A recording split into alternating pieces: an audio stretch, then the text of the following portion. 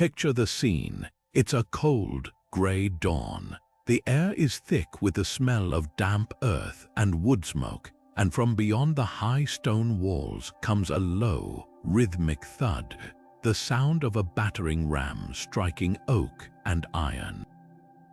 Arrows whistle through the mist, men shout, their voices hoarse with fatigue and fear. Somewhere in the distance, a trebuchet arm groans under tension, ready to launch a stone that could shatter defenses and change the course of a kingdom. This is a medieval siege, not just a battle, but a grim, drawn-out test of will, wit, and survival. For months, sometimes years, armies and civilians were locked in a deadly dance of attack and resistance, where the smallest innovation or mistake could mean glory or ruin. But what really went on during these epic confrontations? We often imagine sieges as simple, brute force affairs, armies surrounding castles, launching rocks, waiting it out. The reality, though, is so much richer, so much more clever. Medieval siege warfare was a high-stakes game of engineering, psychology, and sheer human ingenuity. It was about outsmarting your enemy, not just outmuscling them.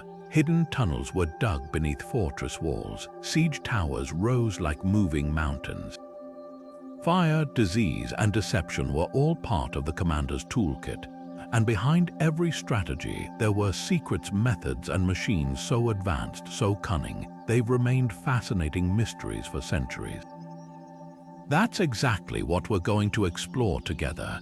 In this video, we're pulling back the curtain on the hidden world of medieval siege warfare. We'll uncover the astonishing tactics, the revolutionary inventions, and the little-known stories that turn the tide of history. You'll discover how medieval engineers defied the limits of their time, how defenders turned castles into death traps, and how the minds behind these operations thought years ahead of their adversaries.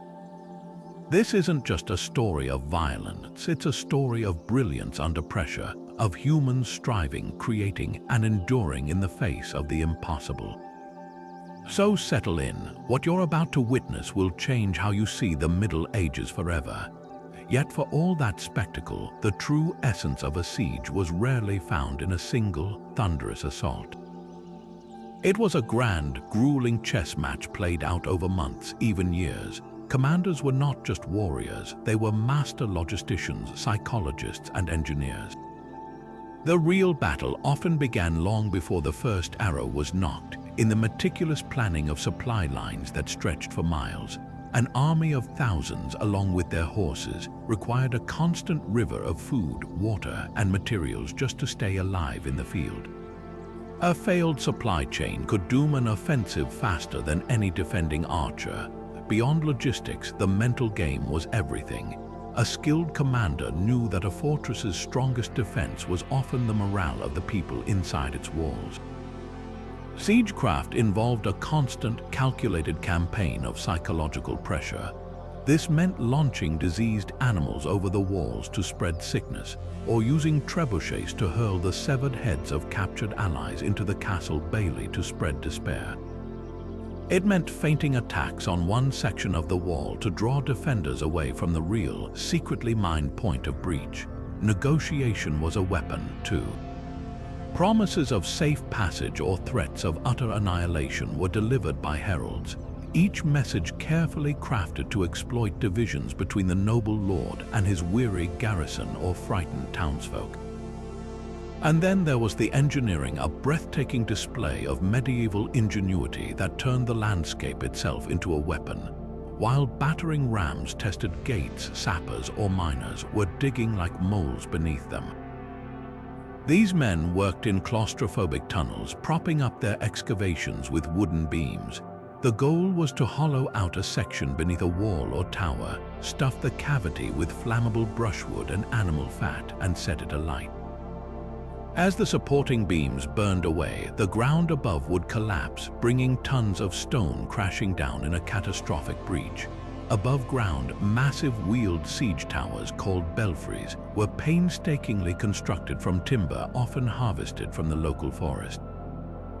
These moving fortresses, draped in freshly soaked animal hides to resist fire arrows, were rolled towards the walls, providing a protected platform for storming troops and a commanding position for their own archers. Every one of these endeavors was a colossal undertaking, a race against time, starvation, and the relentless counter-efforts of the defenders. And so much of that psychological and engineering warfare hinged on one machine, the absolute pinnacle of medieval artillery, a weapon so formidable it could dictate the outcome of a siege before a single knight ever set foot on the ramparts. We're talking, of course, about the trebuchet, but not just any trebuchet, the massive counterweight trebuchet, the true king of siege engines. This wasn't a simple improvement on the old traction trebuchets that were powered by teams of men pulling on ropes. This was a revolutionary leap in engineering, harnessing the raw, predictable power of gravity itself.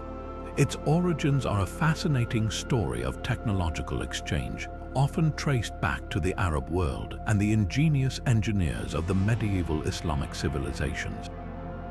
The knowledge then spread into Europe, likely through places like the Crusader states or the vibrant intellectual centers of Spain, where different cultures shared ideas.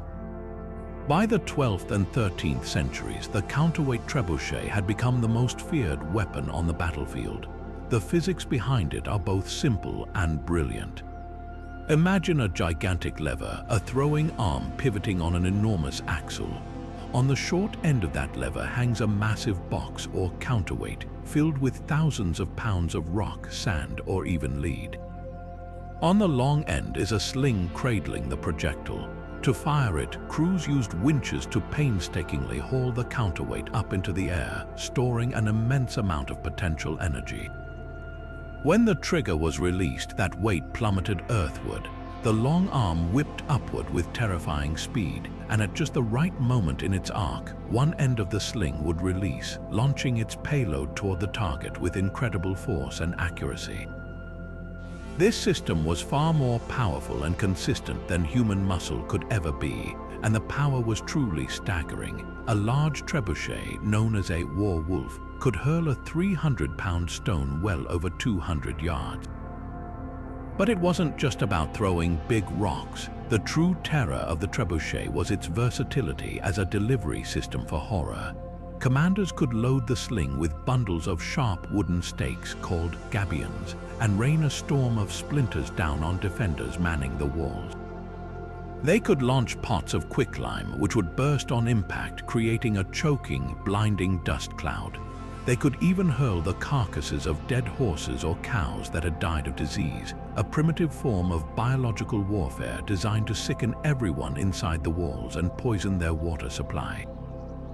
There are even accounts of beehives being used as improvised projectiles, unleashing a furious, stinging cloud upon impact.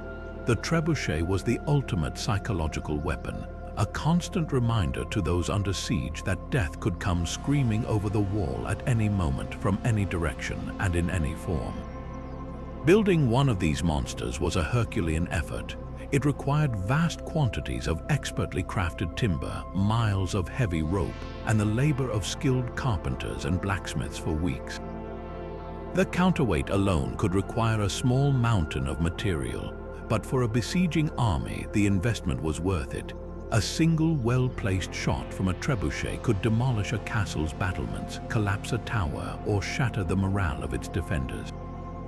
It was the grand equalizer, capable of reducing the strongest stone walls to rubble from a safe distance, forever changing the calculus of medieval warfare and defense. But the true genius of the trebuchet operator lay not in the machine itself, but in the terrifying variety of its ammunition. While massive stones were the standard for battering down walls, the real arsenal was far more creative and horrifyingly personal. Besiegers had a whole catalogue of misery to launch over the walls, each projectile designed to break not just stone but spirit. One of the most feared was Greek fire, a legendary incendiary weapon whose exact recipe was a closely guarded state secret, often lost to history. Think of it as an ancient form of napalm, a sticky, flammable liquid that clung to whatever it touched and was notoriously difficult to extinguish even with water. Launching clay pots filled with this terrifying substance created firestorms that could consume wooden structures within the fortress and spread panic among the defenders. Then there was quicklime, a simple chemical compound with devastating effects. When a pot of quicklime smashed on the stones of a castle courtyard, it would react with the moisture in the air, or worse, with the tears in a defender's eyes, creating a choking, blinding cloud of dust. Inhaling this caustic powder could cause severe burns to the lungs and throat, rendering soldiers unable to fight and terrorizing a population already struggling to breathe easy. But perhaps the most gruesome and psychologically calculated projectiles were the biological ones. A commander knew that a castle could withstand a bombardment, but it could not withstand a plague. To that end, they would load the slings with the corpses of animals that had died from disease, or even the bodies of fallen soldiers from their own ranks who had succumbed to illness. The goal was to contaminate the besieged community's precious water supply and living quarters, introducing dysentery, typhus, or other devastating illnesses that would weaken and kill from within. The psychological warfare didn't stop there. There are accounts of armies hurling the heads of captured allies or messengers back into the fortress, a brutal message meant to crush hope and demonstrate the futility of resistance. Sometimes they would even launch beehives, using nature's own furious defenders as an improvised weapon to create chaos and pain. Each thud of the trebuchet's arm became a dreadful lottery for those inside the walls. Would the next shot bring a crushing rock, a spreading inferno, or a rotting carcass set to poison their well? This constant, unpredictable assault on the senses and the mind was often more effective than the physical damage in convincing a garrison to surrender. The trebuchet was therefore the ultimate tool of domination, a weapon that could attack the body, the environment, and the human will to fight, all from the terrifying safety of distance. Yet for all the terror unleashed by artillery from a distance, there were moments when victory demanded closing that final, deadly gap and swarming the very walls themselves. This is where one of the most audacious and complex inventions of siege warfare came into play, the siege tower or belfry. Imagine a rolling fortress, a multi-story wooden tower on wheels, creaking and groaning as it slowly pushed toward a castle's daunting walls. This was not a simple scaling ladder. It was a strategic masterstroke of mobile engineering designed to nullify the defender's greatest advantage, the high ground. Constructing a belfry was a monumental task that could take weeks, requiring vast amounts of lumber, often harvested from the surrounding countryside. Its design was brilliantly pragmatic. The tower was built to be taller than the castle walls it was assaulting, sometimes reaching up to 3 or 4 stories high. Each level inside was a staging area for shock troops, waiting for the moment they could burst out onto a protected drawbridge and directly onto the enemy's ramparts. But its most clever feature was its mobility. Mounted on heavy, solid wooden wheels, the entire colossal structure was pushed forward, inch by agonizing inch, along a prepared track. This path was often cleared of obstacles and sometimes even paved with wooden planks to ensure a smoother, straighter approach under the relentless hail of arrows and stones from the walls. Of course, such a giant wooden target was terribly vulnerable to the defender's favorite weapon, fire. To counter this, the engineers and soldiers who built these towers employed a simple yet highly effective countermeasure. They draped the entire structure in fresh, uncured animal hides. These hides were kept soaking wet, creating a damp barrier that could smolder and resist catching flame from fire arrows or pots of Greek fire. This protective cladding turned the tower into a moving, fire-resistant bastion, allowing it to creep ever closer to its objective. As it neared the wall, archers and crossbowmen stationed on its upper levels would lay down a suppressing fire, forcing defenders to keep their heads down and creating a crucial window for the assault troops to make their move. The final approach was the most dangerous. Once the tower was flush against the stone, a heavy drawbridge at the top level would crash down onto the battlements, creating a direct corridor for the attackers to pour out and engage the defenders in brutal, close-quarters combat right on the wall walk. The siege tower was the ultimate gamble, a slow, vulnerable, and costly investment that, if it reached its destination, could instantly transform a distant siege into an intimate and often decisive battle. While the siege tower aimed for the high ground, other attackers focused on the most direct route in, the gate itself. This brings us to one of the most iconic and ancient siege weapons, the battering ram. Its name suggests a simple, brute force instrument, and its earliest forms were exactly that, a large tree trunk carried by a group of soldiers who would run it into a gate or weak point in a wall. But to think of it as just a big log is to miss the incredible sophistication medieval engineers applied to this fundamental tool. They transformed it from a risky, exposed operation into a protected, systematic process of demolition. The key evolution was the addition of mobility and armor. The simple ram became the centerpiece of an elaborate, roofed structure known by various names. The Romans called it a testudo or tortoise, while in the Middle Ages it was often known as a sow or cat. This was far more than just a shed on wheels. It was a specialized mobile bunker designed to solve the ram crew's biggest problems. Its roof was steeply angled, much like a house's gable, and for a very clever reason. This design caused incoming stones dropped from the battlements above to deflect and slide off to the sides, rather than crashing straight through and crushing the men and their machine below. The entire structure was covered in those same fire-resistant, water-soaked animal hides that protected the siege towers, shielding the crew from fire arrows and pots of burning oil. Inside, the ram itself was suspended from the roof frame by chains or strong ropes. This suspension was a critical innovation.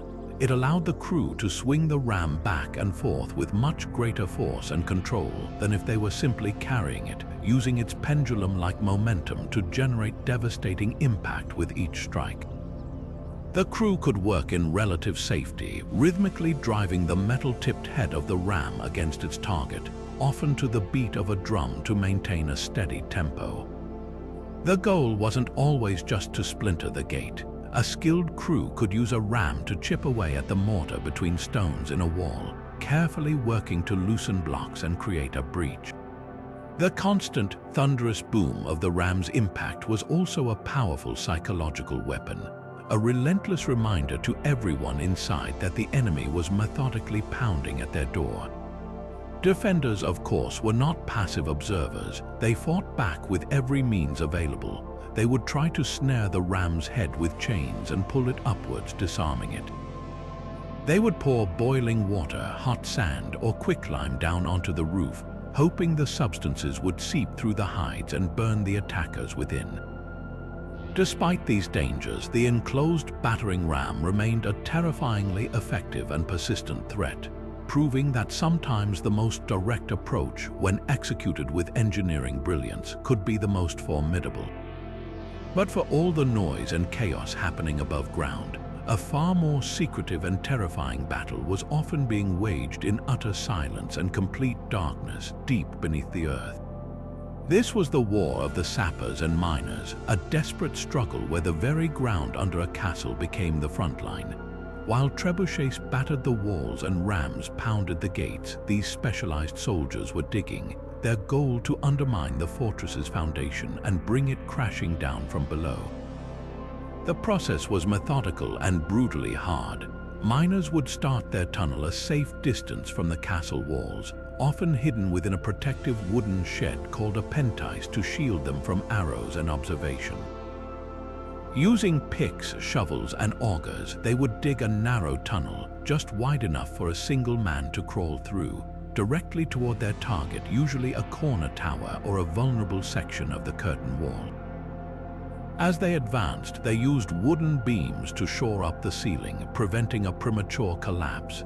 The air in these tunnels was thick with dust and stagnant, the only light coming from flickering lamps. The work was slow, exhausting, and fraught with the constant fear of being buried alive. The final stage of a mining operation was pure, calculated demolition. Once directly beneath the foundation, the miners would excavate a small chamber. They would then fill this void with highly combustible material, brushwood, timber, and animal fat. When everything was set, they would set the fuel alight and scramble out as fast as possible. The fire would consume the wooden support beams holding up the tunnel and the chamber. As those critical supports turned to ash, the tons of stone and earth above would have nothing left to hold them, and they would collapse in a massive sinkhole, dragging the castle wall or tower down into the rubble. A successful mine didn't just create a hole, it could instantly demolish an entire section of the defense, leaving a gaping breach for the besieging army to pour through. But defenders were far from helpless against this invisible threat.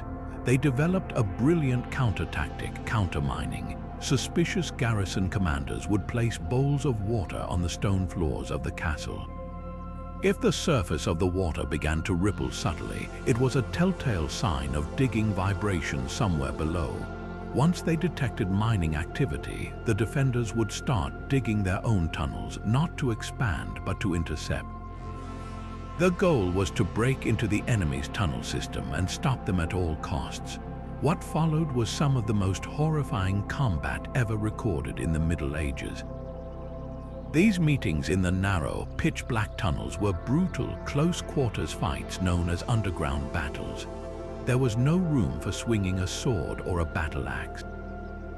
Men fought with daggers, knives, clubs, and shovels in the choking darkness, the only illumination coming from the occasional lamp or the glow of a torch. The confined space magnified every sound: the grunts of struggle, the gasps of the wounded, the terrifying creak of the tunnel supports threatening to give way. It was a claustrophobic nightmare, a desperate struggle for survival where the very earth around you could become your tomb. Winning this underground war could decide the entire siege, making the silent, unseen work of the miners the most psychologically devastating and strategically decisive operation of them all. While miners toiled in the darkness below, another terrifying weapon brought a different kind of hellfire to the battlefield above, one that seemed to defy the very laws of nature. If you were a defender on a castle wall, you could douse a fire arrow with a bucket of water. You could smother a burning bale of hay, but there was one substance that struck a unique and paralyzing fear into the heart of every medieval soldier, a liquid fire that water only fed, that clung to skin and wood and metal, burning with an unholy intensity. This was Greek fire, the most closely guarded military secret of its age, and arguably the first true weapon of mass destruction in warfare. Its exact composition remains a mystery to this day, a testament to the Byzantine Empire's success in protecting its ultimate advantage. Historical accounts suggest it was a complex concoction likely based on crude petroleum or naphtha, drawn from natural oil seeps around the Black Sea. To this, chemists and alchemists probably added other flammable ingredients like pine resin for stickiness, sulfur to produce toxic fumes, and possibly even quicklime, which ignites upon contact with water. This final ingredient would have been the ultimate psychological masterstroke, creating a fire that seemed to rage even more fiercely when sailors tried to douse it with water, creating a truly unstoppable and demonic force in the eyes of those who faced it. The Byzantines didn't just hurl this substance in pots, though that was one method. Their true genius lay in the delivery system, a pressurized siphon, an early form of flamethrower. Imagine a large bronze tube, a siphon, connected to a heated tank of this volatile mixture. Using a pump mechanism, a crew could build pressure inside the tank and then open a valve, projecting a continuous stream of fire out through the bronze nozzle. On the decks of Byzantine warships, these devices were mounted on the prows, allowing them to spray the sides of enemy vessels, turning entire fleets into infernos. In siege defense, smaller versions could be mounted on castle walls, used to sweep the battlements clean of attackers or drench a siege tower or battering ram in a torrent of unstoppable flame. The visual and psychological impact was unimaginable, a continuous jet of fire roaring like a dragon, a sight and sound designed to break formations and send the bravest soldiers into a panic. The terror of Greek fire went far beyond its immediate burn. Its sticky nature meant it clung to everything it touched, making it nearly impossible to remove from skin or equipment. The suffocating, toxic smoke it produced would choke and disorient anyone caught in the cloud. For the crews operating the siege engines, the men packed inside the damp hide-cloaked battering ram or slowly pushing the siege tower, this weapon was their worst nightmare. Their primary defense against conventional fire was now a potential death trap. The very water they used to soak the hides could, in their minds, make this strange fire burn hotter. The existence of Greek fire forced attackers to fundamentally rethink their strategies, adding a layer of almost supernatural dread to the already immense challenges of a siege. It was a weapon that attacked the body, the mind, and the very will to fight, a terrifying glimpse into a future where chemical warfare would reign supreme. Yet for all the thunder of trebuchets and the horror of Greek fire, the most devastating weapon in any siege commander's arsenal was not made of wood or flame, but was wielded purely within the mind. A medieval siege was at its heart a profound psychological contest, a grueling war of nerves where breaking an enemy's will was often more effective than breaking their walls. Commanders became masters of a dark art, deploying a relentless campaign of terror, deception, and despair designed to turn a fortified community against itself from the inside out. The most immediate and brutal form of this mental attack was the calculated use of terror. We've already touched on the launching of diseased carcasses, but that was just the beginning. There are numerous historical accounts of besiegers using their trebuchets to launch the severed heads of captured soldiers or even allied messengers over the castle walls. This was not a random act of barbarity, it was a chillingly precise message. For the defenders, seeing the head of a comrade or a hoped-for ally tumble into the courtyard was a visceral, soul-crushing blow. It signaled that no help was coming, that their friends were dead, and that surrender was the only alternative to a similar fate. The goal was to extinguish hope, the single most vital resource for any besieged group holding out against the odds. Beyond these shocking displays, deception was a constant tool. A clever commander would never reveal their true point of attack. They would stage elaborate feints, launching a noisy, visible assault on one heavily fortified gate, while their real forces were secretly preparing to scale a seemingly quiet, undefended section of the wall half a mile away. The sounds of this mock battle, the shouts, the clash of arms, the roar of a concentrated barrage, would draw the defenders' limited manpower to the wrong location, leaving the true vulnerability exposed. Sappers digging a mine would often start multiple tunnels to confuse defenders listening for the telltale sounds of digging, wasting their energy on futile counter-mining operations. This constant state of uncertainty and misdirection exhausted defenders mentally and physically, forcing them to be everywhere at once and never allowing them a moment of true rest. Perhaps the most insidious tactic was the targeted use of propaganda and misinformation aimed at driving a wedge between the different classes of people trapped inside the walls. A castle was not just a garrison of soldiers, it was a microcosm of medieval society containing the noble lord, his knights, his men-at-arms, and a large number of civilians, servants, craftsmen, and local peasants who had sought refuge. Their interests were not always aligned. The lord and his knights could hold out for honor and glory, but the peasants were simply trying to survive. Besieging commanders knew this and would exploit it ruthlessly. They would send heralds to the walls to shout promises, guaranteeing safe passage and food for any commoner who deserted, while threatening utter annihilation for the nobles. They might even launch messages over the walls, encouraging the populace to rise up against their lord and open the gates in exchange for their lives. This strategy turned the castle into a pressure cooker of suspicion and internal conflict, where the greatest threat could come from the person standing next to you. And underpinning all of it, the terror, the deception, the propaganda, was the slow, grinding, inescapable pressure of starvation, the true siege engine that required no construction and never missed its mark. As months dragged on, the initial stocks of grain, salted meat, and ale would dwindle. Rations would become meager, then skeletal. The sounds of a siege would change from the clang of arms to the desperate cries of hungry children. Disease would follow hunger, spreading rapidly among a malnourished population living in cramped, unsanitary conditions. A commander outside the walls knew this. His strategy was often simply to wait, to let time and biology do the work for him. The sight of his own men feasting on fresh bread and roasted meat within view of the walls was a form of psychological torture in itself. Every day that passed made the defenders' position more hopeless, the whispers of surrender more loud, and the final collapse not a matter of if, but when. The real victory was won not when the wall was breached, but when the human spirit inside was finally broken.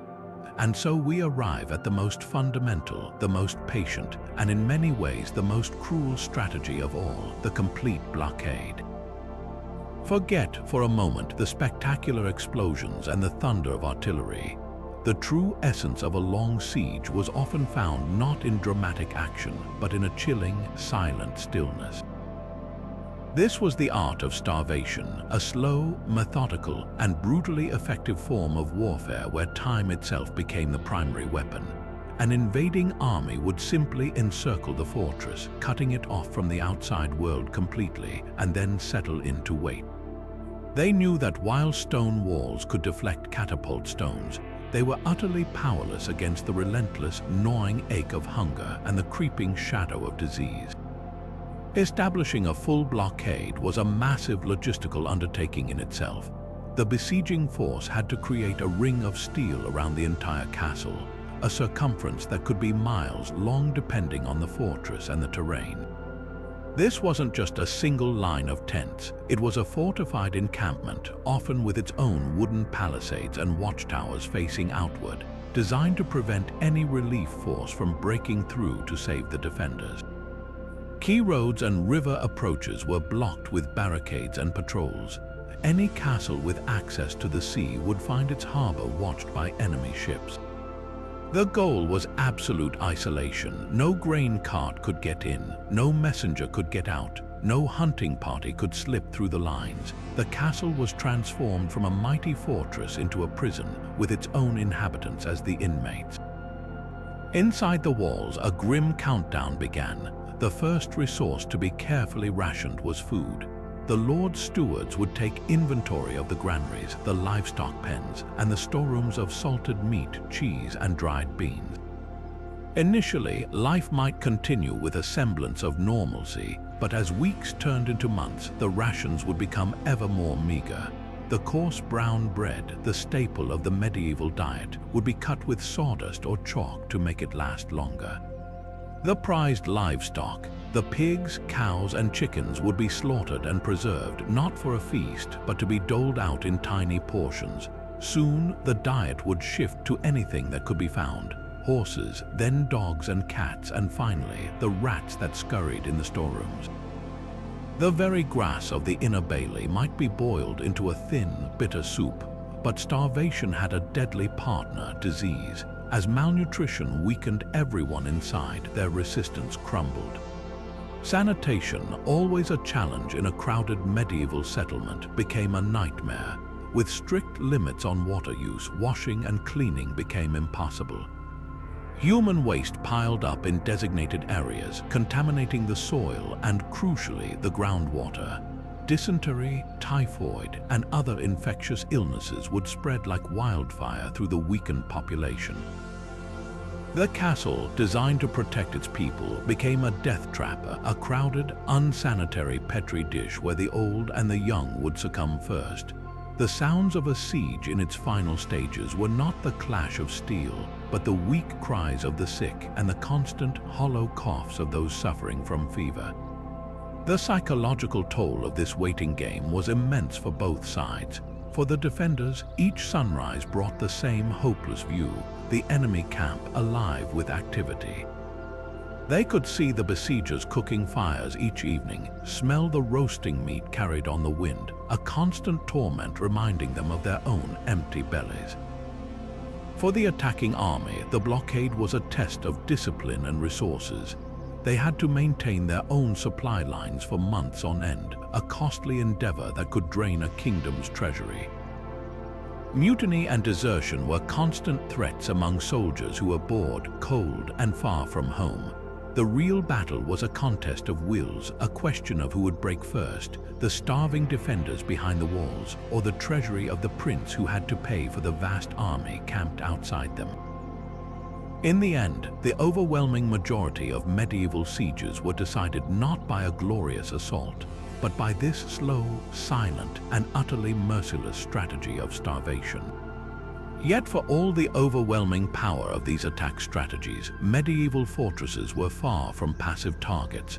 They were not simply inert piles of stone waiting to be broken. They were brilliantly designed, active defense systems, engineered to maximize the suffering of any attacker daring enough to approach. The true genius of medieval military architecture lies in understanding that every element of a castle, from its overall layout down to the smallest slit in the wall, was a meticulously crafted instrument of death. The first and most formidable line of defense was the very shape of the fortress itself. The most advanced castles employed a design known as concentric defense. Imagine not one, but two or even three complete rings of towering stone walls, one inside the other. An attacking army that miraculously breached the outer wall didn't find victory. They found themselves trapped in a deadly killing zone between that outer wall and the even higher inner wall. Now they were exposed to arrows, rocks, and boiling liquid raining down on them from all sides, from defenders who were now shooting down at them from a superior height. There was no cover, no way forward that wasn't under constant fire, and a retreat back through the breached outer wall was often just as suicidal. This design turned a moment of triumph into a horrific trap. And getting to that wall was its own nightmare, thanks to the clever manipulation of the landscape. Castles were rarely built on open, flat ground. They were perched on sheer cliffs, built atop massive rocky outcrops, or surrounded by deep, water-filled moats. These weren't just for show. A moat physically prevented siege towers and battering rams from reaching the walls. It forced attackers to slowly and dangerously fill it in with rubble under constant fire, or to attempt a risky amphibious assault. The approach to the gatehouse, the castle's strongest point, was often a narrow, twisting path that exposed the right side of an attacker's body, most soldiers being right-handed to defensive fire from the walls, all while preventing them from forming a shielded formation or using a battering ram with any force. But the real horror awaited attackers at the walls themselves. This is where the architecture became brutally intimate. Projecting out from the tops of walls and gatehouses were stone galleries called machicolations.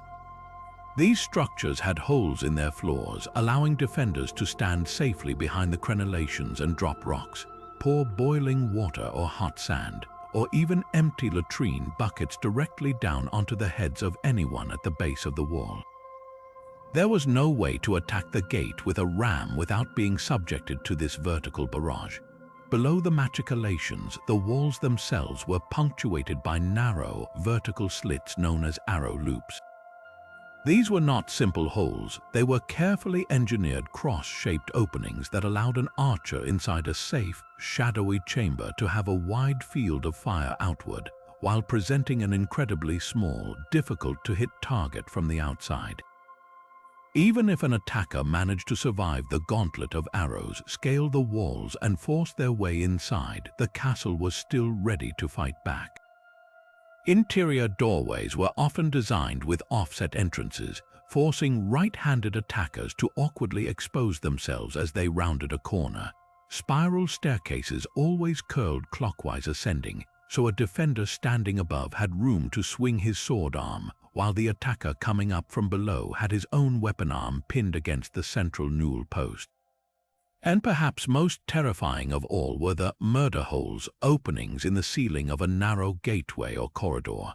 As invaders crowded into these confined spaces, defenders in the room above would simply open these holes and rain death straight down upon them, turning a triumphant entrance into a cramped, inescapable slaughterhouse. Every single step toward capturing a castle was a fight against a building deliberately designed to kill you. But of all the terrifying weapons in a defender's arsenal, none has captured the modern imagination quite like the legendary boiling oil. We've all seen it in movies and shows: gigantic cauldrons of bubbling, golden oil tipped over the battlements, drenching hapless attackers below in a sizzling, horrific shower. It makes for incredible drama, but the historical reality is far more complex and in many ways even more clever and brutal. The truth is, while not entirely a myth, boiling oil was an extreme rarity, a luxury of desperation reserved for only the wealthiest defenders in the most dire circumstances. Why? Because oil was incredibly expensive, a precious commodity used for lighting lamps and cooking food. Wasting gallons of it in a single defensive volley was simply not economical.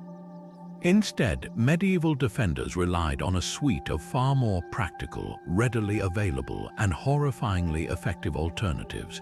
The real champion of castle defense was a substance that was cheap, abundant, and utterly ruthless: boiling water. It might sound almost mundane compared to oil, but its effects were devastating. A sustained deluge of water heated to a rolling boil would cause instantaneous and severe scalding. When it seeped through the gaps and seams of a knight's armor under the helmet into the gauntlets through the visor, it caused excruciating burns across the skin. For attackers packed together in a narrow corridor or crammed at the base of a wall trying to swing a battering ram, there was no escape from this cascading torture. And unlike oil, water was a resource a castle always had in supply, making it the most reliable and frequently used liquid deterrent. Yet water was just the beginning. When defenders wanted to increase the agony, they turned to pitch or tar. This thick, sticky, black substance derived from pine resin was heated until it became a viscous liquid. When poured onto attackers, it had a dual horror. The initial impact delivered terrible burns, but the true nightmare began afterward. The sticky pitch would adhere tenaciously to armor, clothing, and skin, continuing to burn and smolder. It was nearly impossible to scrape off quickly, turning a soldier's own protective gear into a suffocating, burning prison. Even if they survived the initial assault, the risk of fatal infection from the terrible burns was extremely high. But perhaps the most fiendishly ingenious substance in the defensive toolkit was one that left no visible burn at all: hot sand. This was a weapon of psychological and physical terror that took brutal advantage of a knight's greatest asset, his armor. Sand was freely available, could be heated quickly in large iron pots over a fire, and stored a tremendous amount of thermal energy. When poured through murder holes onto men below, the fine, glowing hot grains behaved like a liquid. They would pour directly into the eye slits of helmets, seep down necklines, and find every tiny gap in chainmail and plate armor. Once inside, the sand would continue to burn and cling to sweat-soaked skin, causing unbearable pain. There was no way to quickly remove it. A victim would have to frantically strip off their own armor while still under attack, making them completely vulnerable. It was a cheap, simple, and utterly sadistic weapon that turned the very symbol of a warrior's strength into his greatest liability. And then there was quicklime, the chemical nightmare. We've discussed its use as a projectile from trebuchets, but it was perhaps even more effective when used in close quarters defense. A cloud of quicklime dust dumped from above would react violently with the moisture in the eyes, throat, and lungs of anyone caught in it. It caused blinding pain, choking, and chemical burns to the respiratory tract. In the confined, chaotic space of a breached gateway, such an attack could disable entire groups of attackers at once, creating a panicked, blinded, and choking mob that was easy prey for defenders. So while the dramatic image of boiling oil persists in our stories, the historical truth reveals a much darker practicality. Medieval defenders were masters of resourcefulness, using whatever was cheap, available, and caused maximum suffering to protect their home. Their choices were not about spectacle, but about cold, brutal efficiency. But if you really want to understand a revolution in medieval warfare, a shift so profound it threatened the entire social order, you need to look not to the towering trebuchets, but to a much smaller, more personal weapon, one that could be held in a single soldier's hand. While massive engines attacked the castle itself, another invention was changing the very nature of combat on the ground, democratizing death in a way that terrified the aristocratic knightly class. This was the crossbow, a weapon of such brutal efficiency and shocking power that it was condemned as hateful to God and banned for use against Christians by the church itself. The genius of the crossbow lay in its devastating simplicity. Unlike a traditional longbow, which required a lifetime of training to develop the immense strength and skill needed to draw a heavy war bow and fire it accurately, the crossbow could be mastered in a matter of weeks. Its power didn't come from the user's muscle alone, but from its mechanical design. The bow was mounted horizontally on a stock, and the string was drawn back using a variety of mechanical aids. A soldier could use a simple stirrup at the front to hold it with his foot while he cranked the string back with both hands. More advanced models used a rotating crank called a cranequin or a lever device called a goat's foot. This mechanical advantage meant that even a relatively untrained peasant could wind up and hold a shot with far more power than the strongest longbowman could ever muster manually. And that stored power had one terrifying purpose: to punch through the incredibly expensive, full-plate armor that protected the nobility. The crossbow fired a short, thick, and incredibly heavy arrow known as a bolt or quarrel. These projectiles were designed not for distance, but for sheer penetration at relatively close ranges. When triggered, the thick string unleashed all of its pent-up energy directly into the back of the bolt, launching it with a flat trajectory and a velocity that could send it straight through a steel breastplate or a knight's visor. For the first time, a common foot soldier with minimal training could stand 100 yards away and lethally threaten a mounted knight who had spent his entire life and fortune preparing for war. This wasn't just a new weapon, it was a social earthquake. The establishment recognized this threat immediately. In 1139, the Second Lateran Council, an ecumenical council of the Catholic Church, issued a decree that is almost unbelievable to modern ears. They declared that the crossbow was hateful to God and unfit for Christians, and they banned its use against fellow Christians. Of course, it remained perfectly acceptable to use against pagans and Muslims during the Crusades. This wasn't really a moral objection, it was a political and social one. The church was deeply intertwined with the feudal aristocracy, the very class whose monopoly on violence was being threatened by this new technology. The ban was an attempt to preserve the existing social order, to keep military power in the hands of the professional warrior elite. It was, in essence, one of the world's first attempts at arms control, and like many that followed, it was largely ignored on the battlefield where practicality trumped doctrine. In the context of a siege, the crossbow became an indispensable tool for both attackers and defenders. For the men holding the walls, it was the ultimate point defense weapon. An archer could lean out from an arrow loop, take careful aim with his crossbow resting on the stone for stability, and pick off key targets in the army below officers directing the ram, engineers adjusting a trebuchet, or knights rallying their men for an assault. The ability to hold the weapon cocked and loaded indefinitely meant a defender could wait perfectly still for the perfect shot to present itself without his arm getting tired. For the besiegers, crossbowmen provided vital suppressing fire.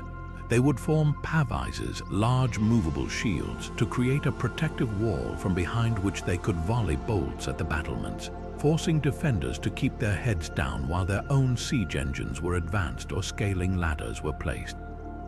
The crossbow didn't just kill, it controlled the battlefield, creating zones of lethal danger that shaped the movement and tactics of everyone involved. Yet for all these theoretical defenses and ingenious weapons, nothing demonstrates the brutal reality of medieval siege warfare quite like a real-world example. And few sieges in history combine brilliant strategy, audacious tactics, and a shocking moment of sheer luck quite like the siege of Château Gaillard. This wasn't just a battle, it was a masterclass in relentless, multifaceted assault orchestrated by one of France's greatest medieval kings, Philip II. The castle itself was a legend, built by Richard the Lionheart on a towering cliff overlooking the Seine River. Richard himself supposedly boasted that he could hold it even if its walls were made of butter. But just a few years after his death, his boast would be put to the ultimate test. King Philip's campaign against Château Gaillard was the climax of his long war to seize the English territories in France. He knew a direct assault on this technological marvel of defense was suicide, so he began as any good commander would, with a full blockade in the winter of 1203. He surrounded the fortress, cutting it off completely, but Philip was not a man who enjoyed waiting. Inside the castle were a few hundred defenders and a large number of local townspeople who had sought refuge. As food supplies dwindled, the castle's commander made a fateful decision. He expelled the non-combatants, the weak, the old, and the very young, to conserve rations for his soldiers. This act of cold pragmatism backfired spectacularly. King Philip, in a move that was both ruthless and strategically brilliant, refused to let these starving people pass through his lines. They were forced to remain in the freezing, no-man's land between the French army and the English walls, where they slowly succumbed to exposure and starvation. This served two grim purposes. It demonstrated the hopelessness of the defenders' situation to everyone inside, and it created a horrific sanitation crisis right under the walls that would have demoralized even the hardiest soldier. The message was clear: surrender was the only mercy available.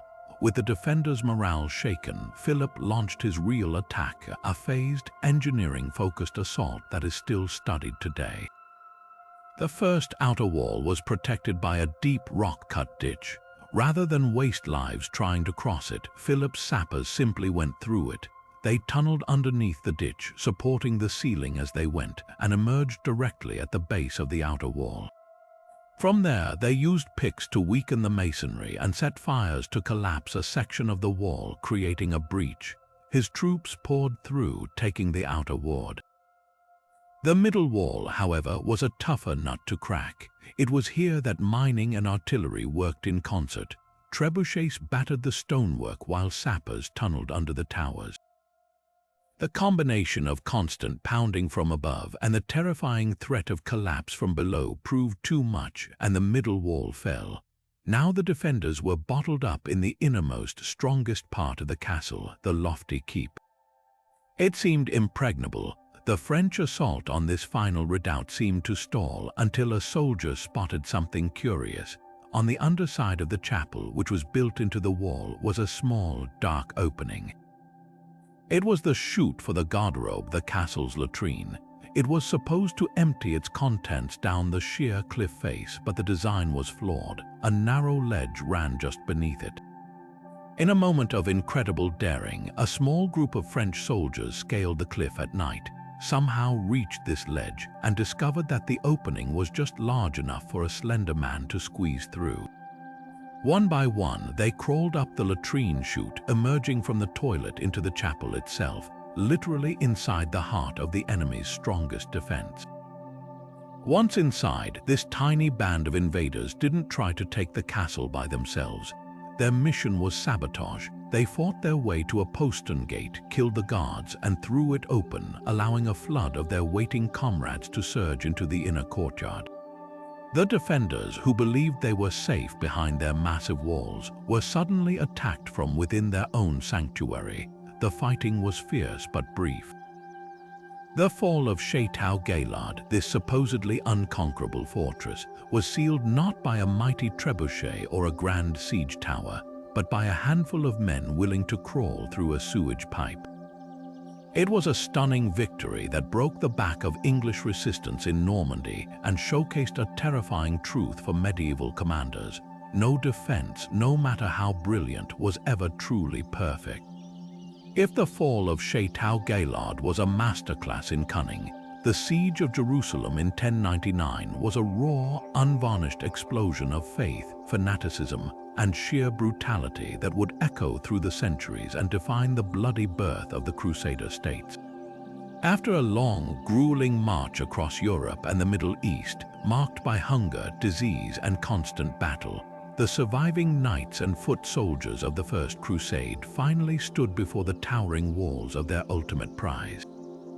But this was no ordinary fortress. It was the holiest city in Christendom, fiercely defended by its Fatimid Muslim rulers who had recently retaken it from the Seljuk Turks. The Crusaders were exhausted, their numbers dwindled, but their religious fervor was at a fever pitch. They believed they were on a divine mission to liberate Jerusalem from infidel control, and failure was not an option. This was not just a military campaign, it was an armed pilgrimage hurtling toward a horrific, foreordained climax. The Fatimid governor, Iftikhar ad-Dawla, was well prepared for their arrival.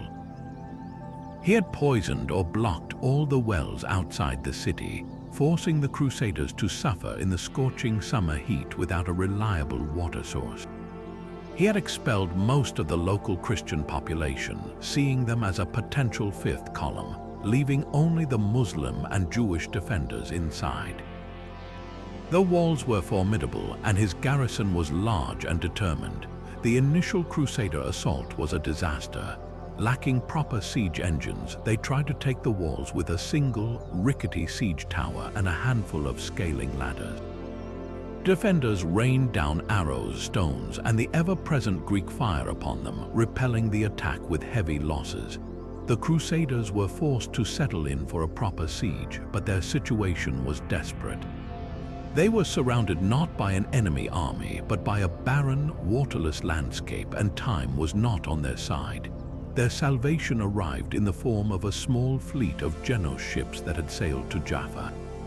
The Crusaders secured the port and, in a stroke of incredible logistical ingenuity, dismantled the ships entirely. Their crews, experienced carpenters and woodworkers, then transported the precious timber to the siege lines outside Jerusalem. Suddenly, the Crusaders had the material they needed to build proper siege engines. Under the command of the brilliant and ruthless military leader, Godfrey of Bouillon, they constructed two massive siege towers and a powerful battering ram. The construction was a race against time and starvation, but it was also a psychological operation. Priests moved among the troops, holding masses and processions, whipping the army into a state of religious ecstasy. They fasted and prayed, believing that their purity would grant them divine assistance in the coming battle. The entire camp was transformed into a fortress of faith, its inhabitants convinced they were instruments of God's will. The final assault began on the night of July 13th. Godfrey of Bouillon's men painstakingly moved their colossal siege tower, piece by piece, to a less defended section of the northern wall. It was a Herculean effort conducted under cover of darkness and constant harassment from defenders. To protect the tower from the ever-present threat of Greek fire, Godfrey's engineers clad it in soaked animal hides, just as their predecessors had for centuries. Meanwhile, the battering ram, protected by a similar mobile shed, went to work on a nearby gate. For a full day and night, the battle raged. The Fatimid defenders fought with incredible tenacity, hurling down every weapon at their disposal, but the relentless pressure from two simultaneous points of attack began to tell. The crucial moment came on the afternoon of July 15th. Godfrey's siege tower finally reached the wall. From its top level, a drawbridge slammed down onto the ramparts, and a flood of Crusader knights surged across, establishing a bloody beachhead on the city's defenses. Almost simultaneously, the battering ram managed to break through the gate. After over a month of siege, the defenses were breached. What followed was not a standard military surrender, but a massacre of such horrifying scale that it remains a dark stain on history. Fueled by years of hardship, religious hatred, and a promise of heavenly reward, the Crusader army poured into the city and embarked on an orgy of violence. Contemporary chroniclers, both Christian and Muslim, describe streets literally running with blood. The Muslim and Jewish defenders were shown no mercy. Men, women, and children were cut down indiscriminately in the streets, in their homes, and even in their places of worship. The Al-Aqsa Mosque, where some had sought refuge, became a site of horrific slaughter. The Crusaders believed they were purifying the city, and in their eyes, this brutality was a form of divine retribution. When the killing finally stopped, the vast majority of the city's population was dead or enslaved. The siege of Jerusalem was over. The Crusaders had achieved their goal, but they had done so through an act of such extreme violence that it would forever poison relations between Christianity and Islam and set a tragic precedent for the centuries of conflict that would follow in the Holy Land. Yet if the fall of Jerusalem was a brutal event born of religious fervor, the siege of Constantinople in 1453 was something else entirely. A calculated technological hammer blow that fundamentally shattered one era and ushered in the next. For over 1,000 years, the legendary Theodosian walls had stood as the ultimate symbol of imperial invincibility. A triple-layered masterpiece of defensive engineering, they had repelled over 20 sieges, withstanding armies, Avars and Arabs alike. They were not just walls, they were a psychological barrier, a statement that the Roman Empire, though reduced to little more than its glorious capital, was untouchable. But in the spring of 1453, they faced a new kind of enemy, one not armed with faith alone, but with a terrifying new science of destruction. The Ottoman Sultan Mehmed II, a young man of immense ambition and intellect, did not come to test the walls. He came to delete them from history. His instrument of choice was gunpowder, and his strategy was industrial-scale bombardment. Mehmed understood that to break the spirit of Constantinople, he first had to break its myth. To that end, he assembled the largest cannon ever seen in warfare up to that point. This was the Basilica, a monstrous bronze bombard designed by a Hungarian or possibly Transylvanian ironmaster named Orban. The statistics of this weapon are still staggering to contemplate. Its barrel was over 27 feet long, and it could fire a stone cannonball weighing approximately 1,200 pounds, nearly a mile. The logistics of its operation were as immense as its size. It took a crew of 60 oxen and 400 men to transport it from the Ottoman foundry at Edirne to the land walls of Constantinople, a journey that took 2 months. To fire it was a laborious and dangerous ritual. It required hours to reload, and the recoil was so violent that the gun had to be reset on its wooden cradle after every shot. The roar of its firing was said to stun men with its concussive force, and pregnant women were reported to have miscarried from the shock alone. But the Basilica was not alone. Mehmed was a master of psychological warfare, and he surrounded his superweapon with a full orchestra of destruction. He positioned perhaps 70 other cannons of various sizes along the land wall, creating a continuous, rolling bombardment that lasted for weeks. This was the key. Previous sieges using early cannons had failed because the primitive guns would overheat, break, or fire too slowly to make a decisive impact. Mehmed's innovation was not just one giant gun, but an entire battery system.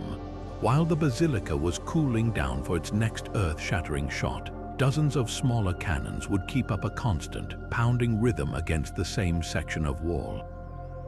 This unrelenting, concentrated fire created a new form of siegecraft, not a test of patience, but a calculated process of demolition.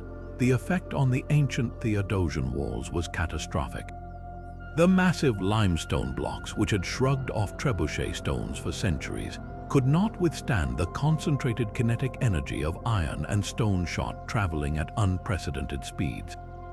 The outer wall was pulverized, the inner wall was scarred and cracked. Debris from the shattered ramparts began to fill the protective moat, inadvertently creating a ramp for the eventual assault. The defenders, led by the last Roman emperor, Constantine XI, fought back with desperate bravery. They worked through the nights using anything they could find, timber, earth, stones, even bales of wool, to repair the breaches that appeared each day. But it was a futile race. They were patching holes in a dam that was being systematically obliterated by a force they could not match. The very sound of the Ottoman bombardment became a weapon of terror, a constant reminder that the world's strongest defenses were now obsolete. The final breach was not made by the basilica itself, which reportedly cracked and became less effective as the siege wore on, but by the cumulative effect of this revolutionary artillery strategy. The constant pounding had weakened a section of the wall near the Corinthian Gate, known as the Military Gate of St. Romanus. On the night of May 29th, after weeks of bombardment, the Ottomans launched their final massive assault. As waves of janissaries poured into the crippled city, the lesson of Constantinople echoed across Europe. 1,000 years of military tradition, centered on the impregnable stone castle, had ended in a single day. The age of the wall was over, the age of the cannon had begun, and warfare would never be the same again. Yet amidst the chaos of sappers, engineers, and common soldiers, the iconic figure of the knight might seem out of place. We often picture them in open battle, leading a glorious cavalry charge, but within the confined, brutal reality of a siege, their role was far more nuanced and absolutely critical. The knight was not a laborer. You would never find a fully armored nobleman swinging a pickaxe in a mine or manning the winch of a trebuchet. His value lay in his lifetime of training, his leadership, and his terrifying effectiveness as a close-quarters combatant. He was the ultimate emergency response unit, a force multiplier held in reserve for the most decisive and dangerous moments. As a commander, the knight's expertise was indispensable. Many castellans and garrison leaders were themselves knights, schooled from youth in the arts of war and defense. They were the ones making the critical decisions, where to concentrate limited manpower, when to order a repair to a battered wall, how to ration the dwindling supplies. From the battlements, they would observe the enemy's movements, identifying the real threat among the feints, and directing the defensive efforts with a cool head born of experience. Their aristocratic status also gave them the natural authority to command the mixed group of men at arms, levies, and mercenaries under their charge, maintaining order and discipline during the long, stressful weeks of confinement. But when the crisis point arrived, when the ominous boom of a battering ram echoed at the gate, or when a mine collapse sent a tower crashing down, the knight transformed from a strategist into the ultimate shock trooper. This was his true element, clad from head to toe in plate armor that made him nearly invulnerable to the common arrows and swords of infantry. The knight was designed to dominate confined, chaotic spaces. When a breach was made, the attacking force would try to pour through the gap, but they would be met by a wall of steel. Knights would form the core of the defensive block at these choke points, their superior armor allowing them to withstand the initial onslaught, while their years of training with sword, axe, and mace made them brutally efficient at clearing the breach. In the press of such a fight, their strength and equipment made each knight worth a dozen ordinary soldiers. Perhaps their most dramatic role, however, was not in defense, but in a desperate, high-risk offensive action known as a sally. As a siege dragged on, a garrison wasn't always content to sit and wait. Sometimes the best defense was a surprise attack. Under the cover of darkness or a diversionary barrage, a small, hand-picked force of knights and their men-at-arms would suddenly rush from a postern gate, a small, hidden door, and fall upon the besiegers' camp. The goal of a sally was rarely to break the siege entirely. It was strategic sabotage. they would target the enemy's own siege engines, setting fire to carefully constructed trebuchets and towers that had taken weeks to build. They might attack the supply lines or slaughter the oxen teams, trying to cripple the enemy's ability to sustain their own blockade. The psychological impact was immense. It showed the besiegers that the defenders were not trapped and helpless, but bold, unpredictable, and dangerous. For the knights leading these raids, it was a chance to seize the initiative, to break the monotonous tension of the siege, and to demonstrate the martial prowess that was the very foundation of their identity. In the shadowy world of the siege, the knight was the master of the critical moment, the armored fist that could turn the tide when everything was on the line. And while knights clashed at the breaches and engineers dueled with their monstrous machines, an even more relentless and impartial killer stalked both sides of the siege lines, one that cared not for bravery, armor, or allegiance. For every soldier who fell to an arrow or a sword, many more succumbed to a silent, creeping enemy that thrived in the squalor of a military encampment, disease. In the grim arithmetic of medieval warfare, illness was often the ultimate decider, a siege weapon that attacked indiscriminately and could decimate an army long before its walls were ever breached. Life inside a besieging camp was a recipe for epidemic disaster. Imagine a temporary city, hastily assembled and housing thousands of men, along with their horses, livestock, and all the waste they produced. Sanitation was a constant and often losing battle. Latrines were simple pits dug at the perimeter of the camp, but with so many people and such rudimentary organization, these facilities were quickly overwhelmed. Human waste would contaminate the very ground the soldiers walked and slept on, and most critically, it would seep into the groundwater, poisoning the primary source of drinking water. This created a vicious cycle of contamination that turned the camp itself into a petri dish for suffering. The most common and devastating illness was dysentery, known then as the bloody flux. Caused by bacteria in contaminated food or water, it attacked the digestive system with horrifying speed and violence. Soldiers would be overcome with crippling abdominal cramps, fever, and debilitating diarrhea that led to severe dehydration and often a painful death. The disease spread with terrifying ease in the close, unsanitary conditions, incapacitating entire units at once. A knight in full plate armor was just as vulnerable as the lowliest foot soldier when it came to a sip of tainted water. Alongside dysentery, typhus spread by body lice that thrived in the unwashed woolens of the common soldier would sweep through the ranks, bringing high fever, delirium, and a characteristic spotted rash. Crowded together in tents for warmth and shelter, men passed the lice and the disease amongst themselves with brutal efficiency. For the army commander, this invisible enemy posed a logistical nightmare far more complex than building a trebuchet. The health of his force was his most valuable and most fragile asset. Astute leaders understood that maintaining a clean camp was not a matter of comfort but of military survival. They would enforce strict regulations on the placement of latrines, insisting they be dug far downstream from where the drinking water was drawn. They might appoint specific soldiers to the unglamorous duty of waste management, tasked with regularly covering filled pits and digging new ones. Some accounts suggest that particularly disciplined armies would even burn the waste of the sick to prevent further spread. Keeping the troops supplied with clean food was another monumental challenge. Spoiled grain or rotten meat could trigger outbreaks that would cripple campaign readiness in a matter of days. The psychological toll of disease was immense. There was no glory in dying from the bloody flux in a muddy tent far from home. Morale would plummet as men watched their friends sicken and die without a single enemy in sight. The constant presence of illness created a background hum of anxiety and superstition, with soldiers often seeing it as a sign of divine displeasure or a curse from the defenders. A clever garrison commander might even exploit this fear, as we've seen, by deliberately launching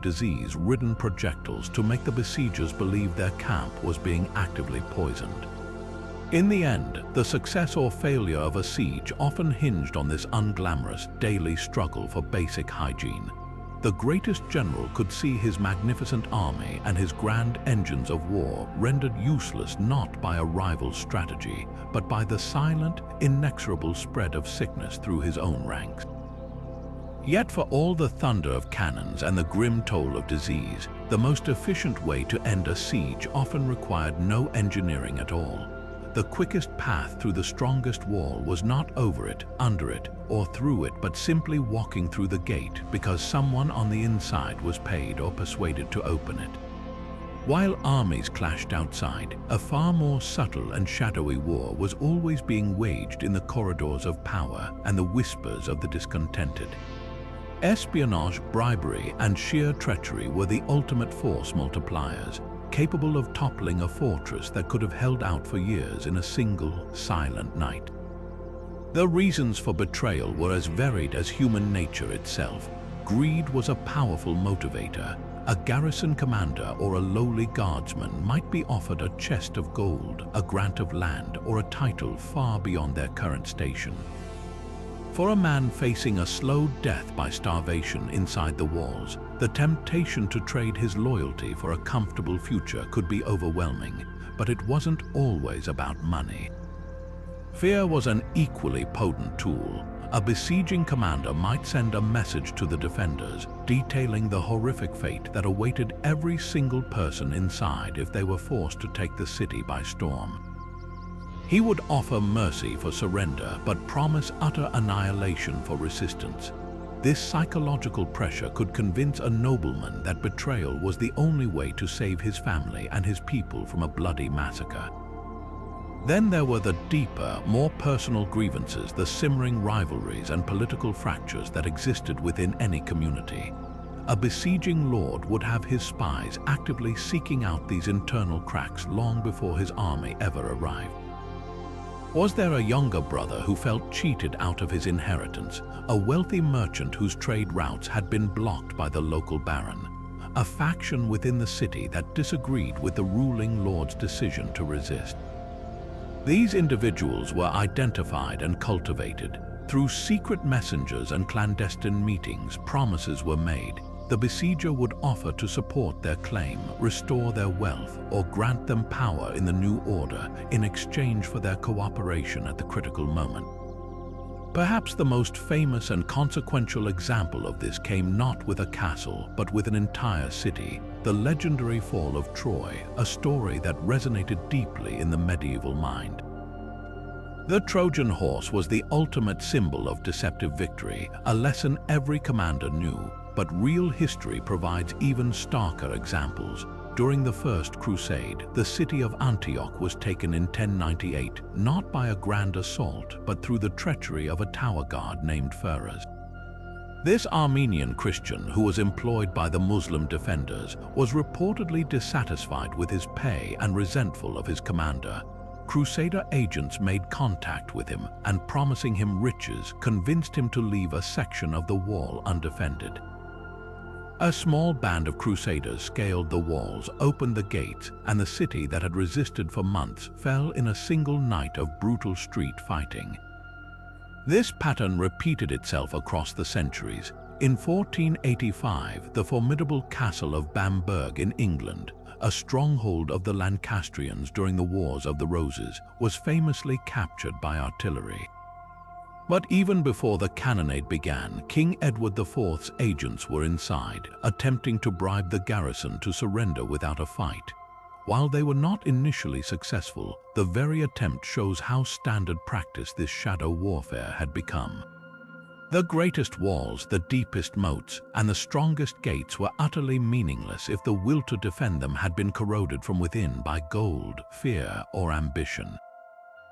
In the end, the human heart, with all its flaws and desires, remained the most vulnerable point in any fortress's defenses and the most reliable key to its downfall. The thunderous arrival of gunpowder artillery did not begin with a bang, but with a sputter of unpredictable and often dangerous experimentation.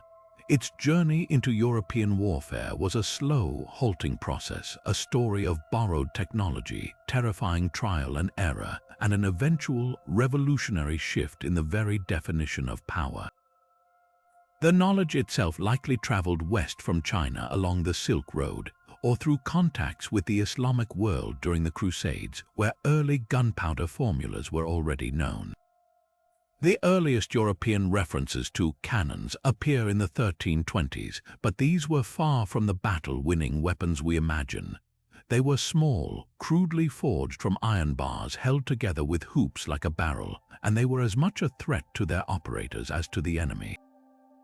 They fired arrows or small stones, and their reliability was notoriously poor, with catastrophic explosions a constant and deadly risk. The true turning point came with the development of the bombard, the first truly heavy cannon designed for siege work. This was a massive leap in engineering and metallurgy. Artisans and alchemists moved from wrought iron to casting these monsters in bronze, a far more resilient material that could contain the tremendous pressure of a large gunpowder charge. The science was brutal but effective.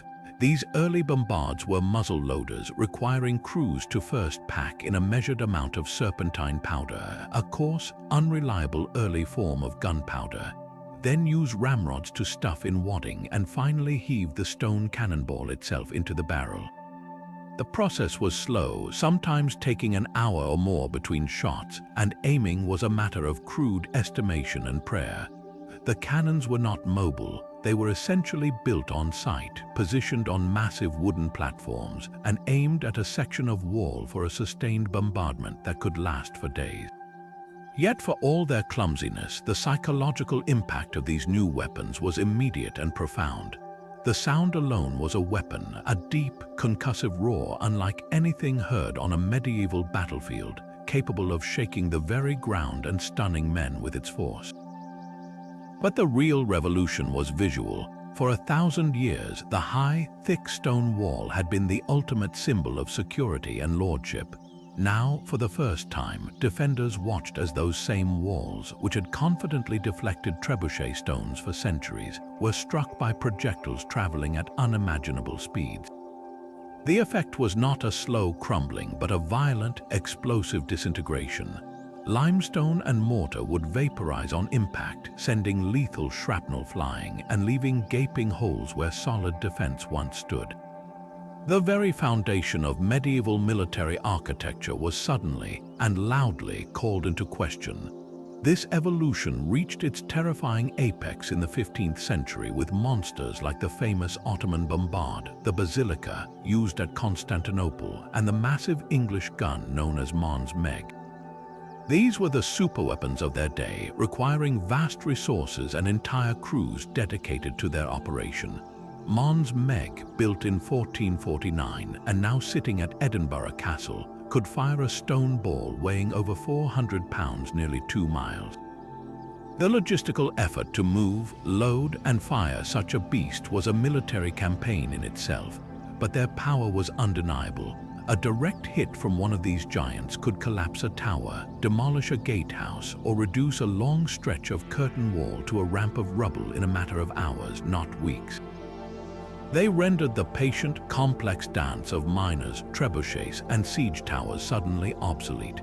A commander no longer needed to outsmart a castle. He could now simply overwhelm it with pure, concentrated destructive force. The age of the impregnable fortress was over, and the age of artillery had begun. And so the very walls that had defined power for centuries began to crumble, not just from cannon shot, but from a fundamental shift in military thinking. The high, majestic curtain walls that were the pride of every great castle became their greatest liability. A cannonball striking a tall, vertical surface transfers all of its devastating energy directly into the masonry, shattering it into deadly fragments. The proud towers that offered commanding views were now unstable targets, vulnerable to being toppled by a handful of well-aimed shots. The medieval castle, a masterpiece of defense against trebuchets and scaling ladders, was suddenly a death trap in the age of gunpowder. This didn't happen overnight. For a long transitional period, castle designers tried to adapt. They filled the backs of existing curtain walls with enormous earthen banks to better absorb the impact of cannon fire. They lowered the profiles of towers, turning them into squat, sturdy gun platforms for their own defensive artillery. They even began building new castles with incredibly thick walls, like the sprawling fortress of Caerphilly in Wales, attempting to outmuscle the new firepower with sheer bulk. But these were stopgap measures, like putting a bandage on a wound that required surgery. The basic design philosophy was flawed. The high wall, no matter how thick, was always going to lose a direct argument with a cannonball. The solution wasn't to build stronger versions of the old designs, but to invent something entirely new. Military architects, particularly in Italy where the Renaissance was fostering a new spirit of scientific inquiry, began to rethink defense from the ground up. They realized that to defeat cannon fire, you couldn't just absorb it, you had to manage it. This revolutionary thinking gave birth to the Trace Italian, or the Star Fort. Gone were the vertical walls reaching for the sky. In their place arose low, squat, and impossibly thick earthwork ramparts, often faced with brick. These ramparts were designed to do two things. First, their sloping, earthen construction could absorb a cannonball's impact much more effectively than brittle stone, often burying the shot harmlessly in the dirt. Second, their low profile made them a much more difficult target to hit from a distance. The most iconic feature of these new forts was their geometric, star-shaped outline. Those sharp, projecting angles weren't for aesthetics. They were the heart of a deadly new defensive system called enfilading fire. Every wall of the fort could be covered by the guns of another wall. If an enemy army tried to storm one point of the star, they would immediately find themselves exposed to a devastating crossfire from the cannons and muskets positioned on the adjacent points. There were no blind spots. The wide, dry ditches that surrounded these forts were also carefully designed killing zones, swept by fire from every direction. The grand, romantic castle gatehouse was replaced by complex, zigzagging entranceways that forced any approaching enemy into a series of exposed funnels, all under the watchful eyes of the defenders' guns. This new design completely changed the nature of warfare. Sieges became even more colossal undertakings, requiring vast armies to completely encircle these low, sprawling complexes. The role of the knight on his charger faded further into history, replaced by the engineer and the artilleryman. The Star Fort was phenomenally expensive and time-consuming to build, effectively making private castle ownership a thing of the past. Only the wealthiest kingdoms and empires could afford them. This new architecture didn't just defend land, it projected imperial power, and these distinctive star-shaped footprints soon spread across the globe, from the coasts of Europe to the New World, marking the boundaries of empires and signaling the final, definitive end of the age of the castle. While the trebuchet and the battering ram often steal the spotlight, the medieval arsenal was filled with other ingenious machines, each designed for a very specific and deadly purpose.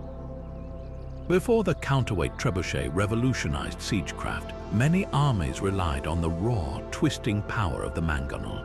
This was a torsion weapon, meaning its force came from the incredible tension stored in tightly wound ropes, usually made from horsehair, sinew, or even women's hair. At the heart of the mangonel was a massive vertical frame with a sturdy horizontal beam thrust through the middle of a twisted rope bundle. A throwing arm was inserted into this bundle, and when the arm was winched down against the torsion, it stored a tremendous amount of energy. When released, the arm would snap forward with violent speed until it was stopped by a padded crossbeam, hurling a stone from a sling attached to its end. The mangonel's firing arc was typically lower and flatter than a trebuchet's, making it excellent for hitting walls at a relatively close range or for launching projectiles in a more direct line to punch through battlements. It was also faster to reload than the early trebuchets, allowing for a more rapid rate of fire. However, it had significant drawbacks. The tightly wound ropes were highly susceptible to changes in humidity. A sudden rainstorm could loosen them and render the weapon useless until they could be dried and retightened. It also lacked the sheer raw power and accuracy of its massive counterweight cousin, which eventually led to its decline on the battlefields of Europe. For a very different kind of threat, defenders and attackers alike turned to a weapon that acted like a giant mounted crossbow, the springald. This was not a stone-throwing engine, but a massive bolt thrower designed for precision and armor-piercing power. The springald operated on the same principle as a crossbow, but on a monumental scale. Its power came from tension stored in two large wooden arms, which were drawn back by a windlass mechanism. It fired huge wooden bolts, often tipped with iron, that could be as thick as a man's arm and several feet long. The springald was the medieval equivalent of an anti-material rifle. Its primary role was defensive, and it was a favorite for castle garrisons. Mounted in the protection of an arrow loop or an embrasure, a springald crew could take aim with chilling precision. Their target wasn't the walls, but the men operating the enemy's own siege engines. A well-aimed bolt could impale the crew of a trebuchet, skewer a knight overseeing the battering ram, or even punch through the protective hides of a siege tower to kill the soldiers waiting inside. It was a weapon of intimidation and surgical strikes, capable of disabling a key piece of enemy equipment by eliminating its operators from a safe distance. The terrifying thwack of its release and the sight of its massive projectile streaking across the battlefield served as a constant reminder that even at range, no one was truly safe. But within these fortresses, bustling with activity and tension, lived an entire community, and history has often overlooked half of its population. When we picture a siege, we often imagine a world of men, the knights on the walls, the archers at the loops, the engineers at their engines. Yet the women inside these castles were far from passive bystanders, waiting anxiously for the outcome. They were integral, active, and often essential participants in the defense, their roles forged in the relentless practicality of survival. With their lords and husbands frequently away at war or summoned to court, the responsibility of managing the castle estate often fell to the lady of the keep. This was not a mere ceremonial duty, it was a position of immense practical authority. These women were skilled administrators, adept at logistics and resource management, skills that became matters of life and death during a siege. They were the ones who oversaw the careful inventory of the granaries, the salt stores, the livestock, and the armories long before a hostile army appeared on the horizon. They understood the mathematics of survival, calculating how many mouths they had to feed and for how long those supplies would last. This logistical prowess was their first and most critical contribution to the defense, ensuring the fortress could actually endure a prolonged blockade. When the attack began, the notion of women remaining in sheltered safety was a luxury few could afford. Every able body was needed, and women took up vital, dangerous posts on the battlements. They were not typically expected to wield a broadsword, but they became experts in the weapons of the walls. They manned the cauldrons, tirelessly heating and carrying water, tar, and sand to pour through the murder holes onto the attackers below. They hurled stones and dropped heavy rocks from the ramparts, actions that required strength and courage but not years of martial training. Their presence on the walls also provided a powerful psychological boost, demonstrating a unity and resolve that could stiffen the determination of the entire garrison. Beyond the front lines, their work was the backbone of the entire defense effort. They organized the crucial, unglamorous work of the siege, tending to the wounded, which required immense medical knowledge to treat everything from sword wounds to disease, preparing food for hundreds under increasingly difficult conditions, and managing the sanitation of a crowded, stressed population to prevent the outbreak of illness that could be more deadly than any enemy soldier. They repaired clothing and armor, maintained morale among the frightened civilians, and acted as messengers within the chaotic fortress. history provides us with stunning examples of their leadership under fire. One of the most famous is Nicola de la Haye, the formidable castellan of Lincoln Castle in England. In the early 13th century, she successfully defended the castle not once, but twice against besieging forces during the First Barons' War. She was a widow, a skilled landowner, and a trusted lieutenant of King John, who officially appointed her as the Sheriff of Lincolnshire in recognition of her capabilities. She didn't just inspire the defenders, she commanded them, making strategic decisions and holding the castle secure through force of will and administrative genius. From the anonymous woman heaving a stone from the wall walk to the noble lady directing the entire defense, women were a constant and active force in the grim calculus of siege warfare. Their contributions, often erased from the chronicles written by monkish scribes who focused on the deeds of knights, were in fact fundamental. A castle was not just a military installation, it was a home, a hospital, a warehouse, and a community. And the women within its walls were the steadfast guardians of all it contained, proving that the defense of a realm was never solely a man's duty. The thunderous crash of a breached gate or the slow, weary opening of doors after months of starvation did not signal the end of the horror. It often marked the beginning of a new, more personal chapter of suffering. The aftermath of a siege was governed by a brutal and often unwritten code, a grim calculus where the fate of every soul inside the walls hinged on a single, critical question: had they surrendered or had they been taken by force? This distinction meant the difference between life and a massacre. In the medieval mindset, a garrison that stubbornly held out, forcing the besiegers to spend blood and treasure to take the fortress, had forfeited any claim to mercy. The attacking commander, often enraged by his own losses and wanting to make an example, was considered within his rights to unleash his army upon the captured stronghold. This practice, known as giving the sack, was a license for unrestrained violence and plunder. The victorious soldiers who had endured months of hardship were unleashed as a reward for their perseverance. What followed was a nightmare of slaughter, rape, and systematic looting. Men of fighting age were often killed on the spot to prevent any future resistance. Women and children might be brutalized or dragged away into slavery, a common fate for captives in an era where human beings were a form of currency. The structures themselves were not spared. Homes were ransacked, churches desecrated, and anything of value was stripped away. This orchestrated chaos served multiple purposes. It rewarded the troops, it utterly broke the spirit and wealth of the conquered region, and it sent a terrifying message to the next castle on the army's list about the cost of defiance. Yet amidst this brutality, a parallel system of rules and customs began to emerge, often born from a mutual desire for self-preservation among the ruling class. This was the intricate world of ransom and parole. For the wealthy and noble, the knights, barons, and lords' capture was not necessarily an end but a transaction. Their lives had monetary value. A captured knight would be treated with a degree of courtesy, disarmed and housed comfortably, while messengers were sent to his family to negotiate a price for his release.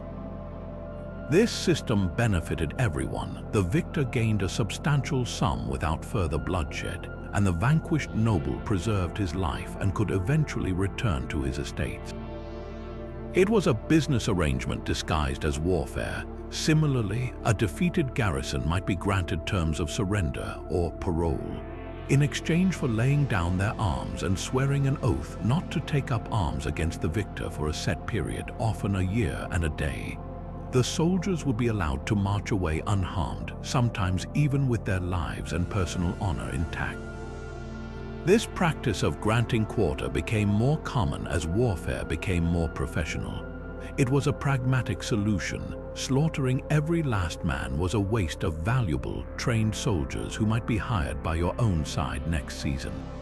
A commander known for offering honorable terms could often convince castles to surrender without a fight, saving his own army time, resources, and lives. Over centuries, the sheer chaos and wanton destruction of the sack pushed military thinkers and rulers toward a more codified approach. The horrors of the 30 Years' War in the 17th century, where entire regions were depopulated, acted as a final catalyst. Philosophers like Hugo Grotius began writing extensively on the concept of just war and the laws of nations, arguing that conflict should have limits. This intellectual movement slowly trickled down into military practice. Standing professional armies, loyal to the state rather than individual lords, could be disciplined and controlled after a victory. The random violence of the sack was inefficient. It destroyed infrastructure and alienated populations that would now need to be governed.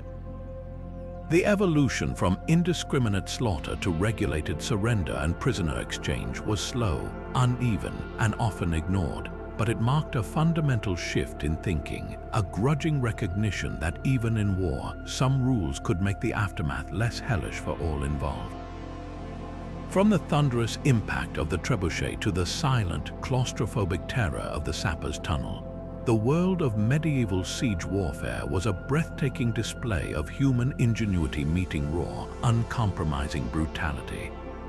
It was a complex, multidimensional chess game where victory was not merely about who had the strongest army, but about who could master logistics, psychology, engineering, and the cruel arithmetic of starvation. These protracted struggles were the crucibles in which empires were forged and broken, where the fate of kingdoms hinged on the strength of a wall, the loyalty of a garrison, or the trajectory of a single stone. These epic conflicts did more than just decide battles. They fundamentally shaped the course of history. The relentless innovation in attack and defense drove technological progress at a staggering pace, pushing the boundaries of what was possible with wood, rope, and human muscle. The social order trembled as weapons like the crossbow democratized the battlefield, and the astronomical cost of these campaigns centralized power, fueling the rise of the nation-state and the slow decline of feudal lords in their independent castles. The fall of Constantinople, arguably history's most consequential siege, didn't just mark the end of the Roman Empire. It shattered a 1,000-year-old sense of permanence and sent shockwaves of knowledge and change rippling across Europe, helping to usher in the Renaissance and the modern age. So after this journey through the hidden world of medieval warfare, we're incredibly curious to hear your thoughts. Was it the earth-shattering power of the counterweight trebuchet that captured your imagination? The sheer audacity of rolling a fortified tower across a battlefield? The psychological terror of Greek fire, or the clever, cruel efficiency of hot sand poured onto armored knights? Maybe it was the grim, silent war of the miners fighting in pitch-black tunnels beneath the earth. Let us know in the comments below which siege weapon or tactic you find the most fascinating or the most terrifying. And if you enjoyed unraveling these historical mysteries with us, be sure to like this video and subscribe for more journeys into the past. Thanks for watching.